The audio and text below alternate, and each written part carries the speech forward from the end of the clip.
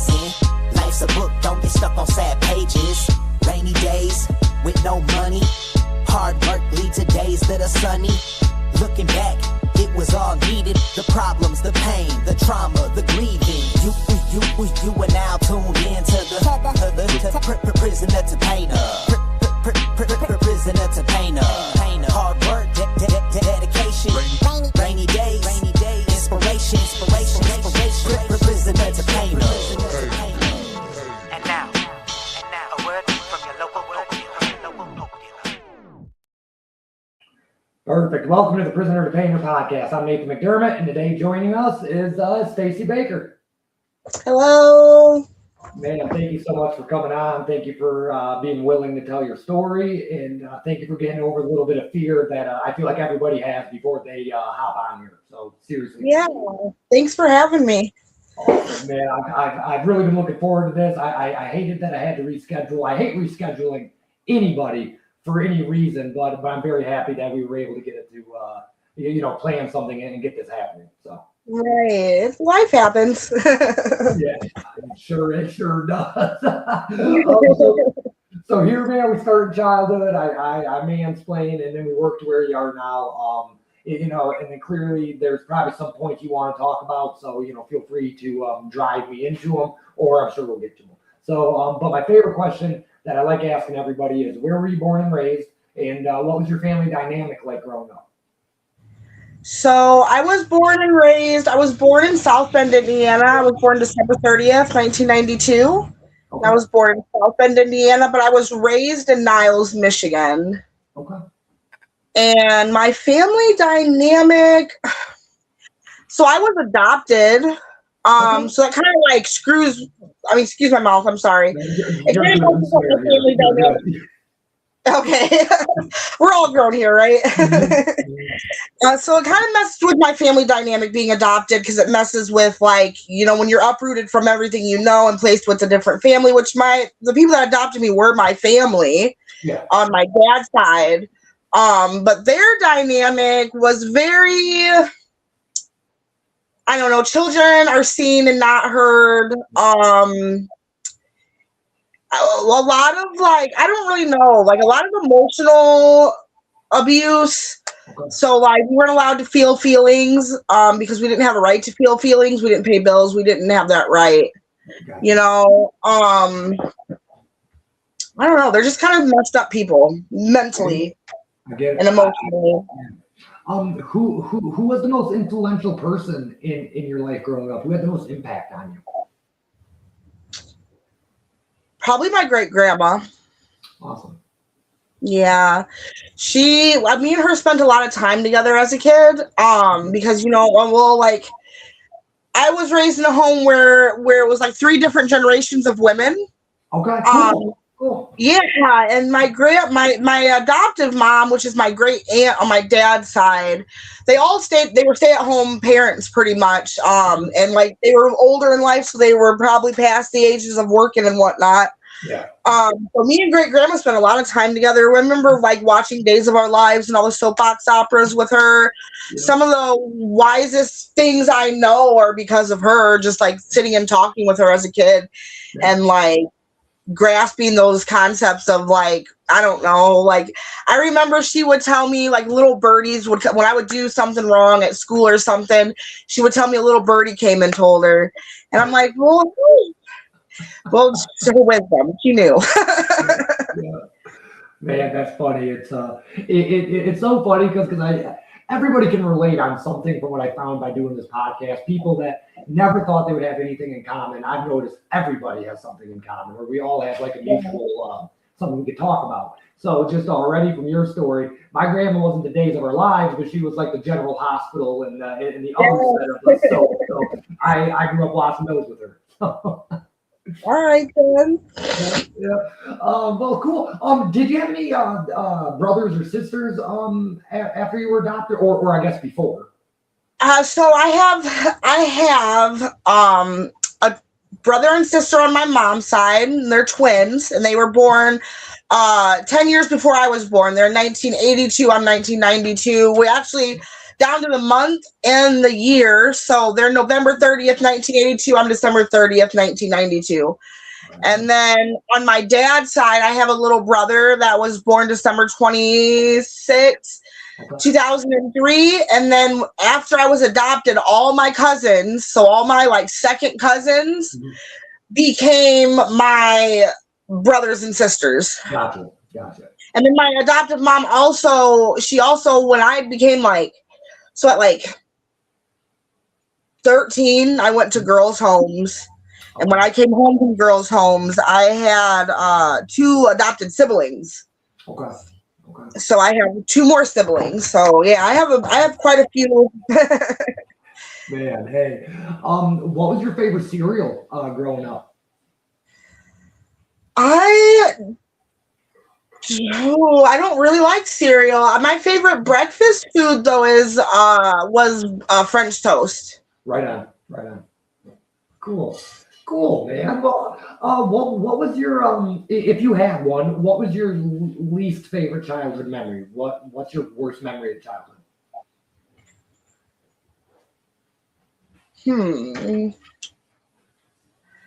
There's lots of them. So I would say probably the memory of my family being gunned down before I was adopted because my mom was an addict and owed our neighbors money. Okay. I want to come back to that. What was your? We always ask both sides, so I want to finish the question before I go back to that. What is your favorite childhood memory? What is your your favorite childhood memory? Yeah. It would be between my adoption day and Christmas. Like Christmas of like every year until I turned 13 probably would have been one of those 2 of my favorite like good memories. Awesome. Man, wow, this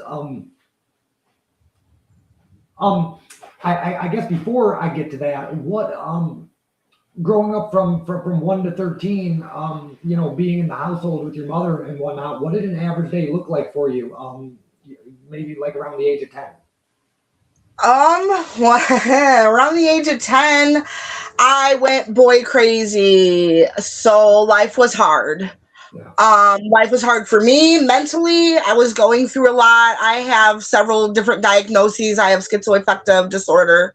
I have PTSD, borderline personality, all these labels. So at 10 is when puberty was hitting and I was just out of control. Yeah. And it was also miserable for my mom my adoptive mom, because I was out of control and she didn't really know besides therapy how she could handle that. And instead of handling it, she just kind of turned me over to the state.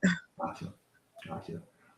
Losing your mom, I don't even know how to ask what I want to. Like how did that impact you? I mean, clearly it fucking hurt, but how did that change the trajectory of your life, I guess? You mean like losing my mom as in being adopted? Yeah.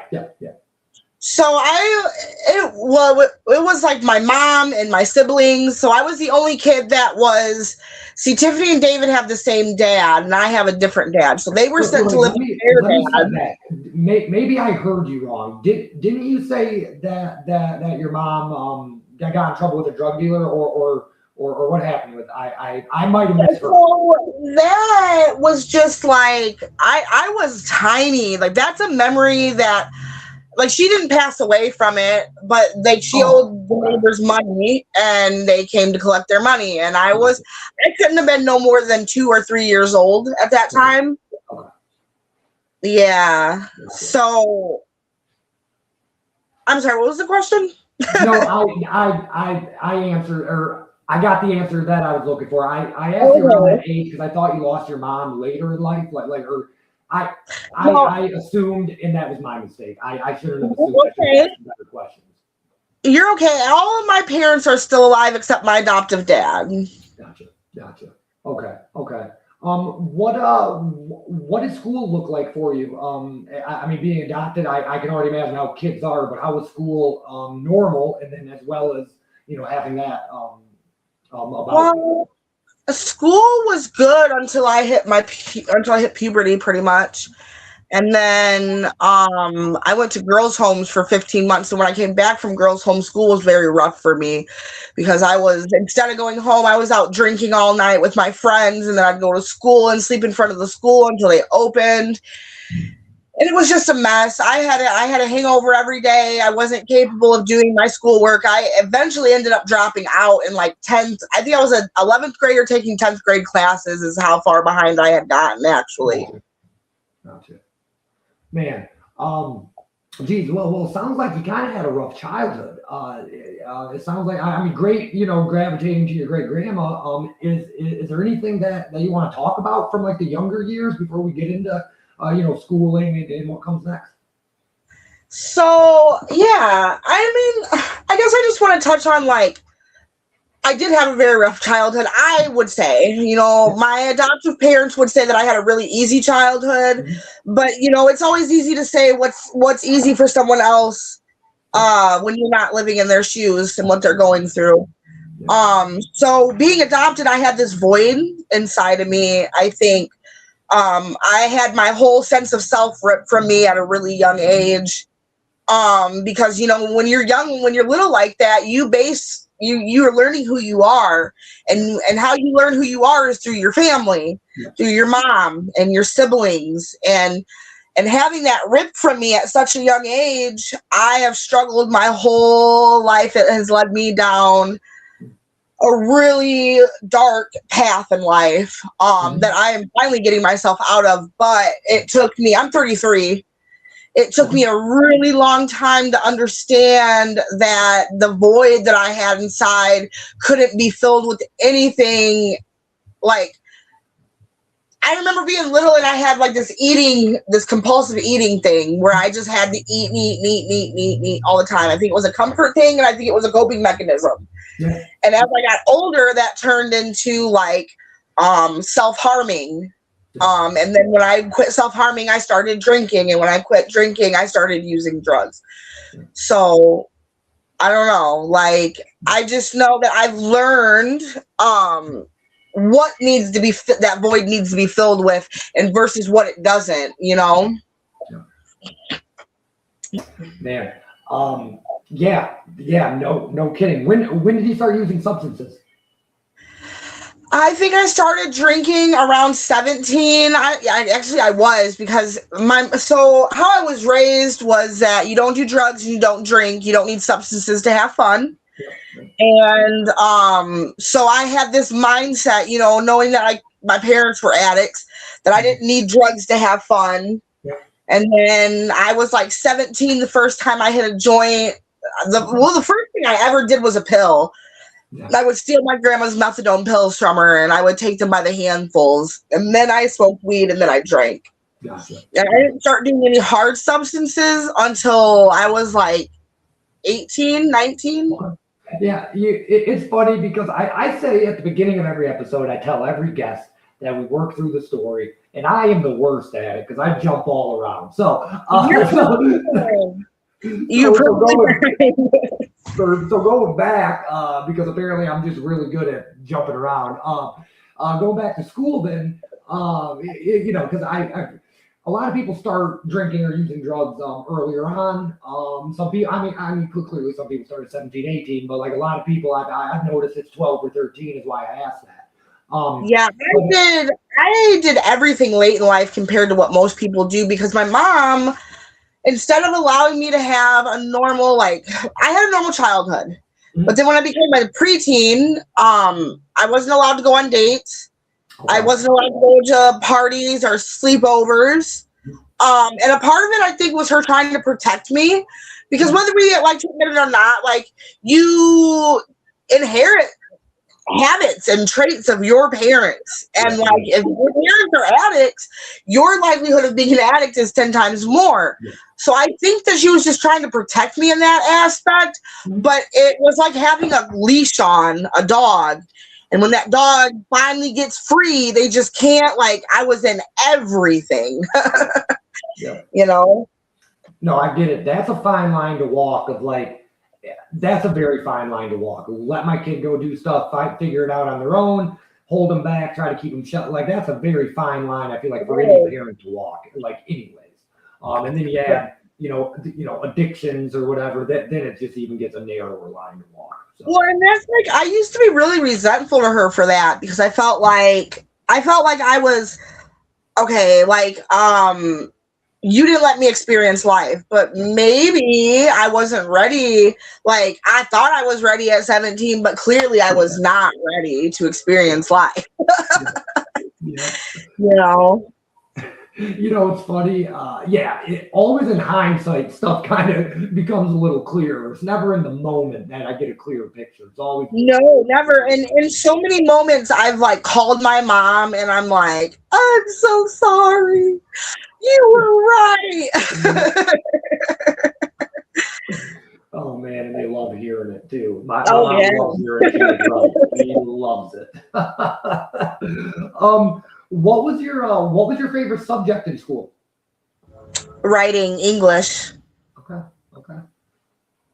That makes sense, actually. You seem like a writer. I don't know what a writer seems like, but you seem like you would be good at it. Okay. I am. So I haven't published anything, but I have like poems from the time I was 9 until now in a notebook somewhere. I am working on a novel right now that's going to be loosely based off of my life.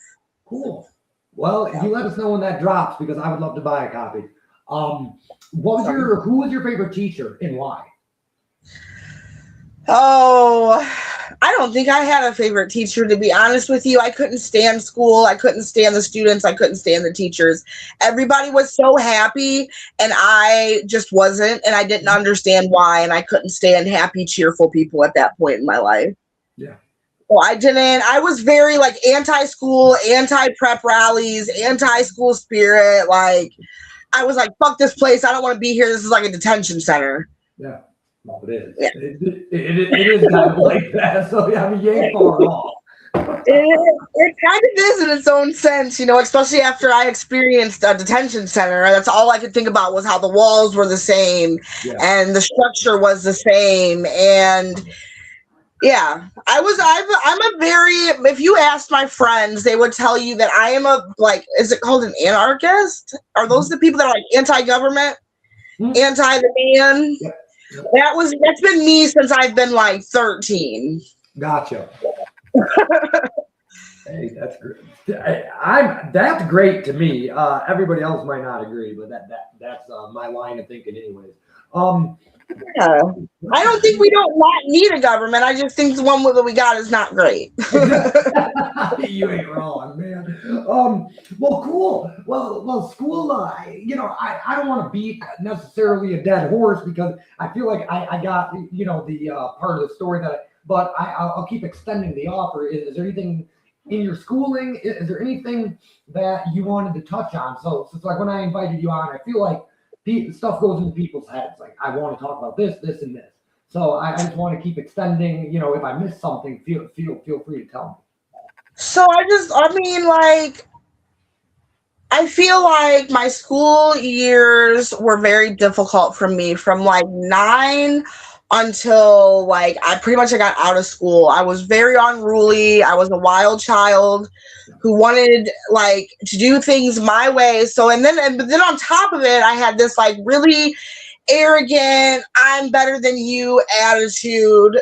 So it was just the worst. The worst type of teenager you could be probably dealing with that at this point in their life was me. Like, and then like to like the resentment that I had towards. So I was like good as a kid. I felt very lucky as a child to be adopted and have like everything that I had. But then as a teenager, I really started to understand what my parents not being there for me or wanting me in my eyes as a child. I know that's not how it really was, but as a kid, it was that they didn't want me, they didn't love me. And so I built up this resentment. And like, if you were to ask me, like you did ask me the happiest memory as a child, and that's very difficult for me to even come up with. Like I said, Christmas, but like even Christmas, like I just remember being real unhappy and miserable. And like to this day, I hate Christmas. I don't celebrate Christmas. I don't celebrate any major holiday that includes a lot of family. And I think a lot of that goes back to like, it's traumatic to be ripped from your people. Yeah. Like, and so I built this big resentment, and nobody tell me shit. I had a right to feel the way that I felt, you know, even though I know that as an adult now, like I, as a kid, didn't have to react that way. You know what I'm saying? Like, I was just, I wish sometimes I had videos, or like someone put up a nanny cam or something, so I could like show people like, this is what I was like. And it was just like a wild bucking bull at all times. Like, you say the sky is blue and I say it's purple just because you said it's blue, and I have to defy you because that's who I am as a teenager, like as a person at this point in my life. You say don't cut those shorts that short, I'm cutting them shorter than I originally planned, because again, that's just the type of person I was at that point in my life, which was setting me up. I didn't realize at that point, and I had people telling me, you know, so I got to experience like people telling me like, hey, you probably should change your perception and your outlook on life. You know, because you're building a pretty hard road for yourself, and you couldn't tell me nothing. So I just went about my merry way for like 20 years, 15 years. No, I completely understand. That's literally why we started this, is because I was also the problem kid. It seems like a lot of the stories that we get, they were also the problem kids. It's just so cool to see that being a issue, and then people turn their life around. But I do want to say one thing. You feeling all your feelings are valid. You know, I don't know you personally or anything like that, but every feeling is valid. Now, how you respond, now that's a different story. Maybe the response wasn't valid, whatever. But every feeling you feel is valid. So you don't need me to tell you that, but I just wanted to read that's something I actually... Nate, it's crazy because I'm 33 and I got into recovery last year. Awesome. And I'm just learning that I am allowed, you know, I tell myself that every day now, you are valid to feel whatever feeling you are feeling. Somebody made you feel a long time ago like you weren't valid in having feelings, and yes, you are, Stacey. What you're not valid in is responding to those feelings before thinking. Exactly. And how you hold on to them. Like, you can let those feelings go. You don't have to make those feelings who you are. Yep. Well, and exactly. You get a really bad feeling and you do want to address it, you know, saying, hey, you made me feel like, hey, asshole, you know, you made me feel bad or whatever, compared to flipping a fucking table or whatever. Like it's how you respond is what could be valid or invalid. Every feeling you feel. And it's your story, your truth. I don't remember what you said at the beginning, but you said something. You said that, you know, you thought you had a pretty rough childhood, and you thought that your adoptive parents would not agree. And I wanted to say, if I wanted their story, I would have asked them to interview them. That wasn't meant to be rude. That was meant to, but I want your story, your truth. You know, that was a fear of ours when we first started. Actually, of mine is, man, some of these people that used to know me are going to be like, oh, fuck this guy, this, that, and the third. It doesn't matter. I'm not asking them their side of the story. I'm telling you my side and my truth. If, you know, maybe eventually if they want to tell their truth, then so be it. But, yeah. Awesome. Well, fucking awesome. Did you end up graduating? So I didn't. No, I'm one test away from having my GED though. And I'm super excited. Thank you. Hey, no, it's just one of the questions. It's just one of the questions, honestly. What was your first job, and did you get it in school or did you get it after you were out of school? So I actually didn't have my first job until, if I'm going to be 100% honest here, my first job was a career addict. Yeah. I was an active, non-working addict from 17 until 27. My first job was at 27 years of age. Okay. Well, perfect. We'll work into it then. What did 17 to 20 look like? Boyfriends, life going good or bad, trouble with the law. What did those 3 years look like for you? So my 17 to 20, I was ramping and roaring. I was drinking. I was taking pills. I was not really dating, but being very promiscuous. Gotcha. Anything that made me feel good, I had to do. Yep. Because I just couldn't deal with my own feelings and emotions, obviously, or the reality of my situation. Like, that's a reoccurring theme in my life, escaping to fantasy, whether it be through relationships and perceiving people, building up the ideas of people in my head. Like, I love to escape. And I love to live in a fantasy world. Yeah. So, but anyways, 17 to 20, yeah, I was up to no good. I was probably date raped at that point twice. I was not hanging out with the best of people. I moved to Kalamazoo at that point and met a man that I went to rehab with and went and stayed with him. And when he went to jail, I met one of his friends that had come over, and I was with this man for like 6 years. Okay. And I went through every form of abuse imaginable with that guy. Okay. I want to start by saying I apologize. I know it's not my right. I don't need to, but apologize about any sexual trauma that just stated. That's nobody deserves it. Period. So I'm sorry. Secondly, you said rehab. That young or that early into addiction, was it like somebody kind of pushing you into it?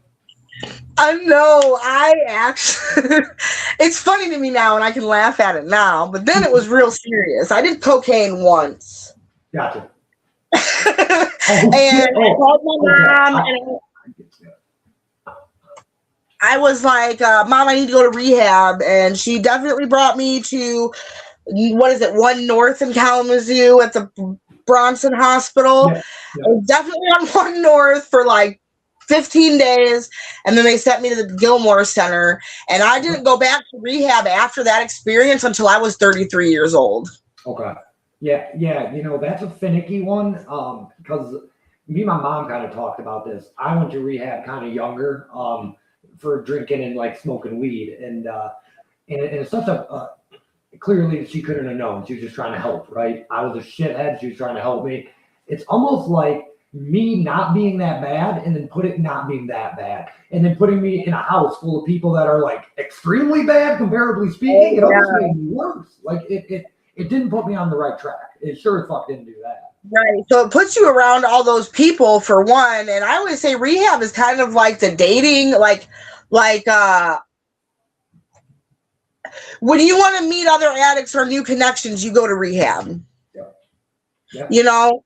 And those people in there, I look at people that, like, especially at the ages that we might have been, like, they were waiting for a young, fresh-souled person to walk through those doors, because that's what true addicts, whether this might be hurtful to some people, but like true addicts, we suck the life out of everything. Yes, we do. And we have to in order to keep ourselves going. Yeah, I need your life to keep my life. Like, literally, like, I need your energy. I get it. I get it. Yeah. Man. I don't want to make you rehash that trauma, what you just talked about, but I know it's a part of your story. So getting into this guy that you were with for 6 years, it sounds like he didn't treat you that well. When did you start dating him? Oh, so I was 19 and he was 29. Okay. Well, that I never put my opinion on anything, because that's how we're successful doing what we do. But right. That's a predator. I mean, that's a predator. I didn't understand that until I was 29, 30. The last 5 years of my life, I've understood something, that someone can be a predator and never touch a child. Yep. Someone can be a predator and never rape a person. Yep. a predator, the predators that I've dealt with are people and men specifically, and I hate to say that because not all men are the same, but in my story, it's a reoccurring pattern with men. What they would consider a weaker mind is someone who is a narcissist. Yeah. I'm like a narcissist's wet dream. Because I'm not weak-minded, and I'm not trying to say that about myself, but when it comes to love, and it comes to being loved, is like my worst downfall. Like, I will accept anything just to be loved. And there's points in my life where I've seen this pattern. Like, I'm not trying to skip ahead, but there was another gentleman I dated that I met him fresh out of prison, and I would literally lay on the kitchen floor for hours just because he told me to. And like, I think back to that, and it makes me really sad because it's like, that is probably, like, out of any drug I've ever done, love has been the worst. Like, it has had me to a point of desperation so badly that I was willing to lay on the floor with other parolees stepping over me, cooking, cleaning over me, just to win this man's approval so he'll love me. Yeah. And, I talk very wise, right? I just got sober 3 years ago. All this is new knowledge to me too. Like, there's a lot of stuff that I'm dropping. Like, I got this knowledge. I just learned it like fucking 6 months ago. But somebody that loves you will never do something to hurt you. I mean, fuck. Me and Katie, 6 years of being together, and fuck, the first 3 years of me figuring out how to be a decent dude. So when you say dudes, it's a recurring problem with dudes. I know not all dudes. Only dudes that are like that are going to be the ones that get mad. So you don't got to add not all guys. And Wasu gets mad, and those are the fucking guys to stay away from. But a decent guy, in my opinion, has been undecent, because how the fuck else would he know the difference? Geez. Okay, so 19 to 26 or 27, I apologize. So it's your story. So what would you care to share about that relationship to put it into perspective for us? Like we said, Mike, I don't want to say his name. That dude was a predator. Mm-hmm. And I didn't realize, I stayed with him on and off for about 6 years. And on and off for 6 years, I probably endured every type of abuse, from psychological, mental, emotional, financial. I wasn't allowed to work. Sexual, physical. I remember being dragged down the stairs. If you look real close at my face right here, you see that? It's a little like scar. Yeah, I see it. Yeah. From being sucker punched and having my lip curl under my tooth and pop through. I've been like editing and everything I can think of, like, and I really thought that, like, it's so crazy to me because now I think back and I'm like, I can't stand that dude. Like, that dude got a hold of me. Once a year, that dude will try to text me on Facebook. And the last time I answered his text message, he proceeded to victim blame me. He proceeded to tell me how much he's like, oh my God, I didn't know you were going to look like your mom. You get fat and ugly, huh, Stacey? And that was the last time we talked, because you're not like, first of all, I had to like check myself. Like, why are you even like talking to this dude, for one? Like, do you not remember? And this is also a recurring theme in my life, like self-sabotage. I do like, oh, you think you can hurt me? Watch me hurt me. Yeah. The mindset. And so, like, I had to remember, like, everything I went through with this guy. And then on top of it, like, if a person likes you, even as just a person, they're not going to say insulting things to you, and you should not tolerate people insulting you in your life, period. So, real quick, because I never said the comments earlier, and this Jessica lady commenting said some very nice things. And Marco Draco, that's my fucking best friend. I love you, Stacey. David, our mutual friend, David, keep on shining, Stacey, nothing but love. Jessica Ernest, good testimony. If only we could teach every young girl headed down the wrong path. Girl, I love narcissist across my forehead. And then she says, Love that. Oh, so talking about me, love that you can admit it took the first 3 years to become a decent man. Honestly, Jessica, it took me more than 3 years. It just happened to be 3 years with Katie. So, but thank you for saying that. Geez, man. Yeah, I'm sorry that you had to deal with that. Yeah, I just want to say it's okay. It's okay. Like, I'm like, so it's not okay that it happened, but it is because, like, in order for me, I had such I'm better than everyone. I was a mixed girl with long hair down to her butt, pretty skin complexion, a good personality. Like, I'm not trying to be funny, a nice body. Like, I thought I was the shit. Yeah. And I acted and I treated people like I was the shit and they weren't anything. And so life has a really funny way when you hold resentments or think you're better than people. It has a really funny way of being like, hey, you need to humble yourself because you're not better than anyone else. Yeah. And so I feel like I had the life that I've had, you know, not just one because I chose it, but two because I had to go through these things in order for me to humble myself and sit down and realize that I am not better than anyone else. Yeah. You know, it's funny. I say God. I don't put that on anybody else, but I say God. God has a sense of humor. There's been. I got humbled myself quite recently. I'm better than I make 6 figures. I'm this. I'm that. I lost my job. Lost my prestige. Lost my title. Yeah, God humbled me very quickly. Well, you know, and it would be like he probably would have been cool with it if you would have been like, me and God got this, because we can't get nothing. And I have like no opinions on anyone else, but in my opinion, I wouldn't have nothing if it wasn't for God. Period. The only reason I say that is I can't say that out there. So we've interviewed like people who practice hoodoo. We've interviewed Buddhists. So I really do got to watch that because I try to stay on, you know, I try to stay even. So, but my story is God is my Lord and Savior, or Jesus Christ is my Lord and Savior, period. I'll say that to people who also feel the same, but, you know, it's one of those things that I walk, you know, loosely around until I know. So that's actually like, so that is a big part of my story too, because I was from like 13 till 27, I was deeply into witchcraft. So I was doing drugs. I felt like I was messing with the devil in all shapes and forms.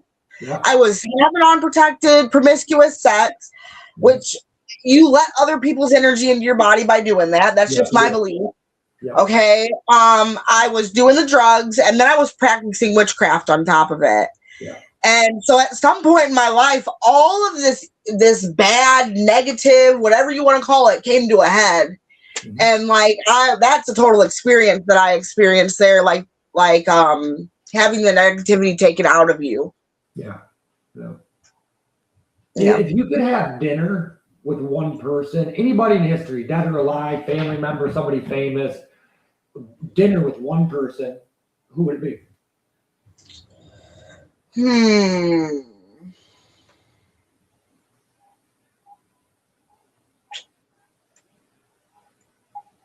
So I don't have to have like 3 names come to mind, and like I can't pick between them. So I'm just gonna give you 3, okay? Yes, ma'am. Jelly Roll. Okay. Kevin Gates, because he's so wise beyond his lifetime. Yes, he is. And then Cleopatra. And I don't know why Cleopatra. That was the first, like it was Jelly Roll, Kevin Gates, and then all of a sudden Cleopatra just popped into my head. So. Okay. Now my favorite part of this question: what you eating for dinner, though? What are you ordering? You're sitting at the table. What you ordering? Steak and potatoes. All right. Filet mignon. Yeah. All right. Man. So, you know, we're about at 40 minutes. I say that I never rush. I got all fucking night. But we talked a little bit beforehand. So, we talked about some of the bad. I like giving more time to the good, or at least focusing on the good. But you know, I know I can never get through somebody's story in an hour and a half. I know I can't. So I do always extend the invite to come back on, and we can re-go over stuff, extend the story. But that me saying that, so at the end of this relationship, towards 26, 27 years old, it's still till 32 till we find recovery, right? Because he said about a year ago. So can we talk a little bit from 27 to 32? I mean, what made you want to change? I guess. I sorry, my brain was. So what made me want to change? It's so crazy. I have kids. So kids, obviously, once I had my kids, they're with their dads because I was not mentally, emotionally stable enough to be a mother to my children. And I knew that I wasn't, so I gave them to their dads, and that started it. That started this healing journey. Awesome. But then I fell in love, actually. So I have 2 baby daddies, and then I dated that dude when I was 19. Those are the 3 major relationships I've ever had. And each one of the first one was 6 years, and my 2 baby daddies I was with for 3 years. Gotcha. I met this man, and he completely flipped my world upside down in the best and the worst ways imaginable. Mm-hmm. He came into my life and just caused, in a sense, he caused a lot of chaos. But if it wasn't for that chaos and me loving him beyond, I've never been willing to step back and be like, how is Stacey the problem in this relationship? It's always been, they're the problem. They're the ones doing the stuff wrong. They're the problem. Nothing's wrong with me. I'm perfect. Mm-hmm. And then I met my ex, and I was like, oh my goodness, I love him so much. I had to step back from myself and be willing to reevaluate how I was the problem. Yeah. What's wrong with me that I'm not capable of having or practicing the things that I need to practice in order to have a healthy relationship? Yeah.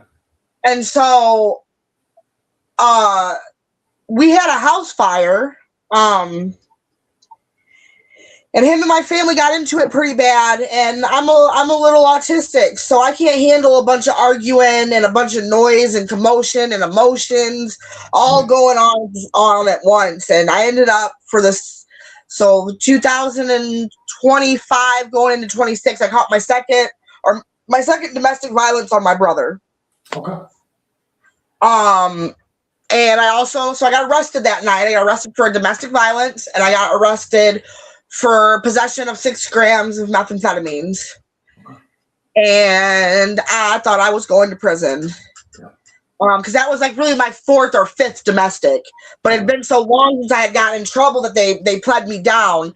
The one from 24 going into 25, they pled me down to a first offense domestic because it had been 10 years since I caught my first one. Gotcha. And then this last year, 25 going into 26, they pled it down to the second domestic, but that's because they wanted me to plea out to the drugs, right? Gotcha. Yeah. So I remember I was sitting in my friend's room, and I literally have failed 2 P tests at this point. And I know, Stacey, if you keep failing your drug test, they're going to send you to prison. They're going to revoke your probation. They're going to send you to prison. Yeah. Because look, you're a violent offender, you're a repeat violent offender, and now you get caught with all these drugs, and I don't know what people know or not, but 6 grams is a lot of drugs. Yeah. To them. Man, you might as well shot him in the foot yourself, dude. Yeah. So I remember my PO telling me, so they had sentenced me to probation, a year probation, and I couldn't quit getting high. And I remember her telling me, she said, Miss Baker, I believe in you, and I believe that you have the capacity to be a better person. Not that you're a bad person, but you have the capacity to be a better person. Exactly. Yeah. And it was the first time I realized, I had my family telling me this, but your family, they're supposed to tell you that. I never had an outsider tell me they believed in me, someone that didn't know me from Adam, but seen my goodness on the inside and really, really pounded it into my head that she believed in me. And she was like, I just want you to know that you have the opportunity to go to rehab if you want to go to rehab. Awesome. And so that night I sat and I smoked and I smoked, and then I cried and I cried, and I realized, I said, I can't quit getting high. I've been getting high since I was 17, and I never realized, This is a lifestyle choice. This isn't a problem. Well, that night I realized that it was a fucking problem because I don't want to go to prison, but I can't quit getting high. Yeah. And so I went into my POs and I told her, I said, look, I can't quit getting high. And I would really like to take you up on the offer that you gave me the other day to go to rehab. And so she gave me a week and I went to rehab. I went to rehab 3 times last summer because I just couldn't, it didn't stick for the first 2 times. And that 3rd time I made the decision to do something different. And I came to Kalamazoo and I did sober living in Kalamazoo, and it was like a light just turned on. I had realized that I had been living my life in comfort.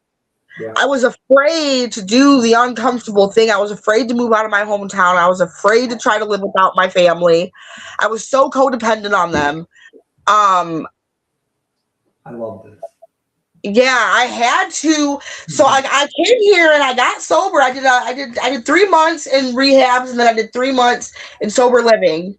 And I got this bright idea. I said, I'm going back home. I can do this. I can stay sober back home. I did not stay sober back home. And I stayed home for about 3 months. And the dysfunction of my family and just learning, you know, when you learn what that recovery has to offer you and you go back to your cage, it's a very crawling in your skin type of feeling. Yeah. And I couldn't stand that feeling. So I had to come back to Kalamazoo. And things in my life are completely my mindset, my perception. You know, my dad, I know I'm trying to wrap it up. I'm sorry. No, you are never cut yourself short. I love this. This is my favorite part. I love this. So my dad came up and visited me. Now, for the last 15 years, I couldn't stand my dad. Where have you been? I am judge, prosecutor, and juror, motherfucker. And I say you're guilty. And I would never let him forget it, right? Never. Yeah. I never thought I'd forgive him. Ever a day in my life did I think that I was going to have a relationship with either one of my biological parents. Yeah. Like a month ago, my dad was supposed to come fix my electrical bike for me. And instead of coming and fixing my electrical bike, he brought me a brand new bike and told me that he was proud of me. Yeah. And that hard work deserves to be acknowledged. Yeah. And it made the little girl inside of me just like, yay! You know, because that's all I've ever wanted was for my dad to acknowledge me and to, like, you know, say he's proud of me. Yeah. And he did. But what I got out of that was old Stacey would have ruined that moment. She would have told him to take his bike and shove it up his ass. She didn't want his bike. Yeah. You know? But Stacey today, I messaged him on Father's Day. Well, actually, I messaged him because it's not even Father's Day yet. I messaged him on what I thought was Father's Day. Okay. And he replied to what I said with, well, I haven't been much of a father, but you're my father. Regardless, you've done the best you could do with what you were dealt in life. And it's taken me a lot of my higher power knocking me down to get me to understand and humble myself to understand my parents and me aren't too different, and they're not that bad of people, and they could only do with what they could do with the hands that they were dealt in life. Exactly. I want a relationship with my parents way more than I want to hate them. Yeah. And so at some point it just clicked in my head. You know, I remember being 17 and this lady saying to me, I said, well, you know, you can't keep telling me that I need to let it go, but no one telling me how to let it go. Yeah, it makes no sense. And she smiled at me and she said, baby, I can't tell you how to let it go because I don't know. But I do know that when your body and your nervous system decides to let it go, you're going to let it go. Yeah. And here I am. I'm probably the same age she was when she was telling me that. Here I am at 33, and I have finally figured out how to let things go. Awesome. You know? How many kids do you have, and how old are they? I have 2 kids. My daughter she was born in 2017, so I think she's 10. Yeah. That's horrible. No, And then my son just turned 6, May 27th. awesome.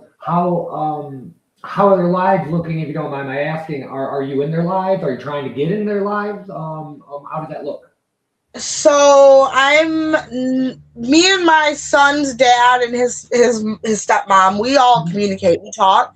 Cool. But I don't see Bryson right now. And then Vivian's with her father and her stepmom. Okay. And I'm not allowed to see her until she turns 18. Okay.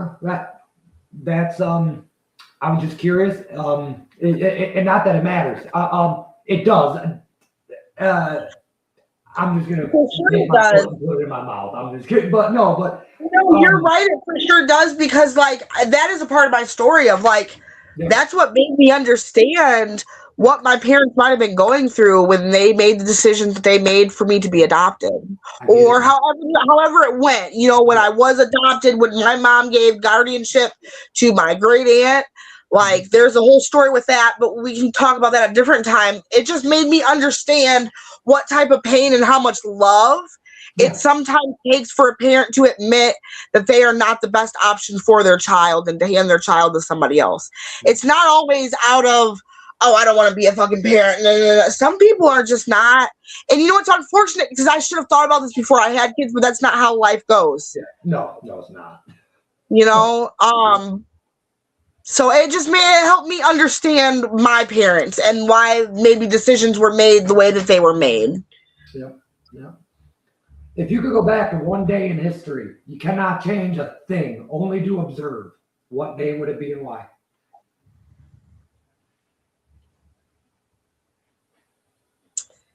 The day I gave my daughter to her dad. Understood.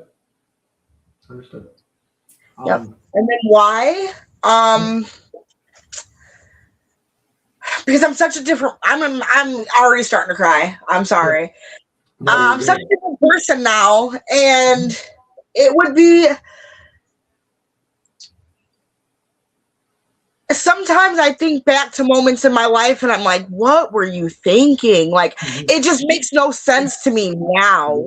I get it. Because I'm a different person now. You know what I'm saying? I think differently. My perceptions are different. The way I regulate my emotions is different. So, like, it would be interesting to see what I was thinking and my reason behind the why then. Stacey, we'll get to our wrap-up questions, but A, I'm grateful you came on. B, I'm grateful we became friends. I'd like to have you back on. This has been phenomenal. And never apologize for crying, to anybody, but I'm gonna say right now, to me, because I want this to be a safe space for everybody. For every single person, I want them to feel safe here over the computer. I don't care. I want them to feel safe when they talk to me or in the presence of the Prisoner2Painter studio.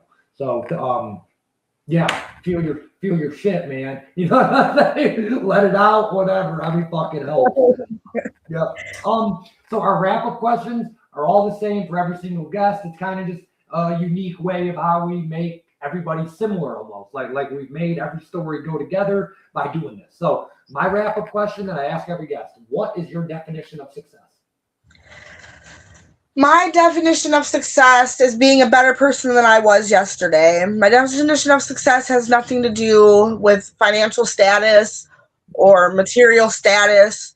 It has to do with spiritual status.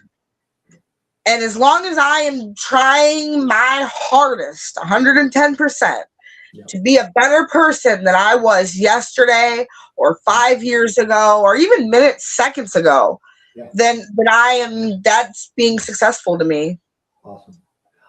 Before I ask my wrap-up question, because I totally forgot to ask this beforehand, how long have you been in recovery this time, and what are you doing to maintain it? Are you doing meetings? Are you doing SMART? What avenue have you taken?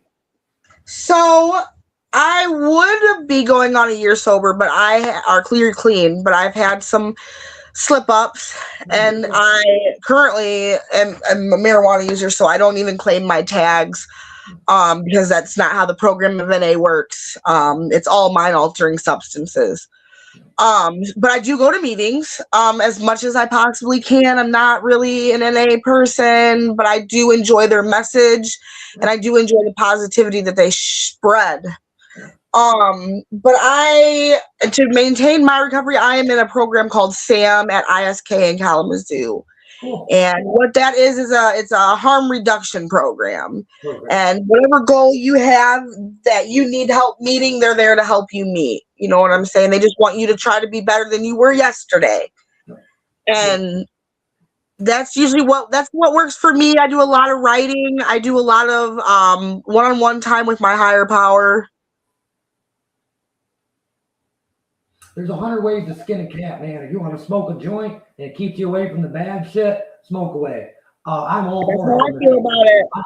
I'm all for it. Okay, we work at Home and New Vision. I work at Home and New Vision. It's clearly what I'm about to say doesn't reflect them as a company or anything. This is my own thing. Harm reduction is saving so many fucking lives. And people think harm reduction is so fucking bad. It doesn't mean I'm handing out needles. It means the guy that used to fucking shoot heroin is now smoking a joint. It means the person that used to cut themselves now slapping a rubber band on their wrist. Harm reduction is so much damn more, man. Like, fuck.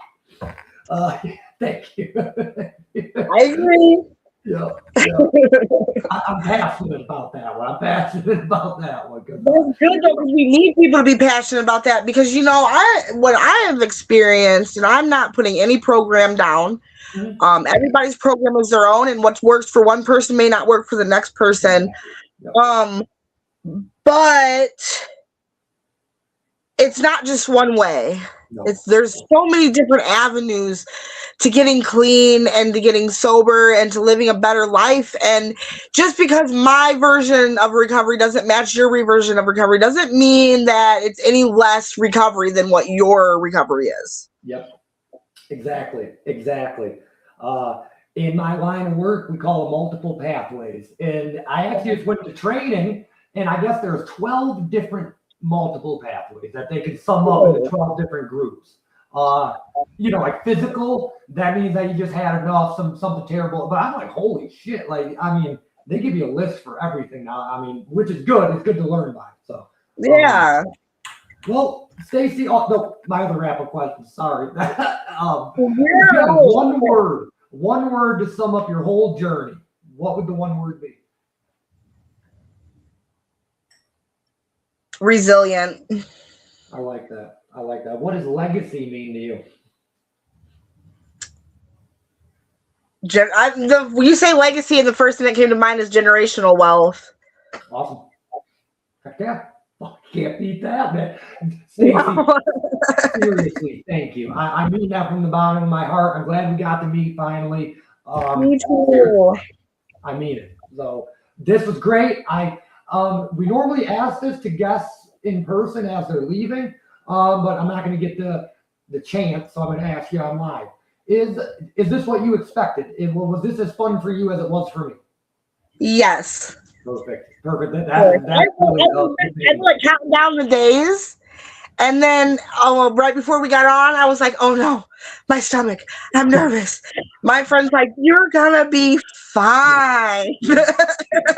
No, this was great. Seriously. So thank you. I'll message you. I'm sure we'll talk again, anyways. I'm gonna end the stream. It'll play the outro, and then you can just log off or whatever. So thank you again. Thank you. Thank you.